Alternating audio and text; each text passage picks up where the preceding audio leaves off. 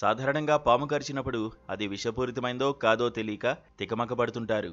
మామూలు పామును విషపూరితమైందని అనుకోవచ్చు. దీంతో అనవసర భయం, గుబులు మొదలవుతాయి.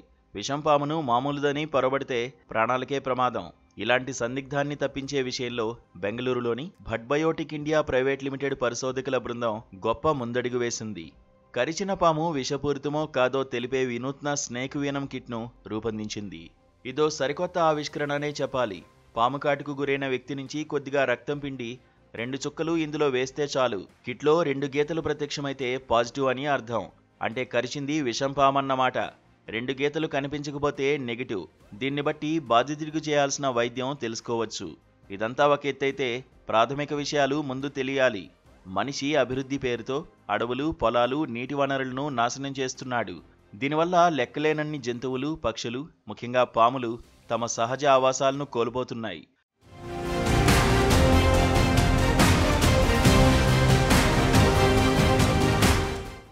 ప్రస్తుతం ఈశాన్య ఋతుపవనాలు విస్తృతంగా వీయడం, అకాల వర్షాలు కురవడంతో పొలాల్లో ఉండే పాములు ఇళ్ల చుట్టూ తిరుగుతున్నాయి.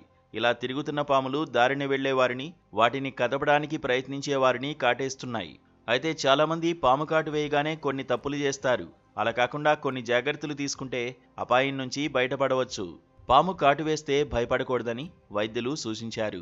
పాము కాటుకు చికిత్స చేయడానికి అవసరమైన మందులన్నీ ఆసుపత్రుల్లో అందుబాటులో ఉన్నాయని తెలిపారు. పాము కాటుకు గురైన ప్రదేశంలో ధరించే ఉంగరాలు, కంకణాలు, గడియారాలు వంటి ఆభరణాలను వెంటనే తీసివేయాలి.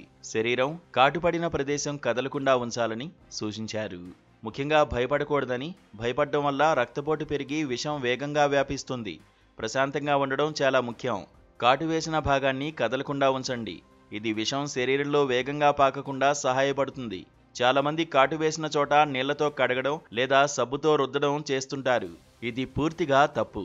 ఇలా చేయడం వల్ల డాక్టర్లు పాము రకం గుర్తించడంలో ఇబ్బంది పడతారు. అంతేకాకుండా విషం చర్మంపై ఎలా ఉన్నది వారికి తెలిసే అవకాశం పోతుంది.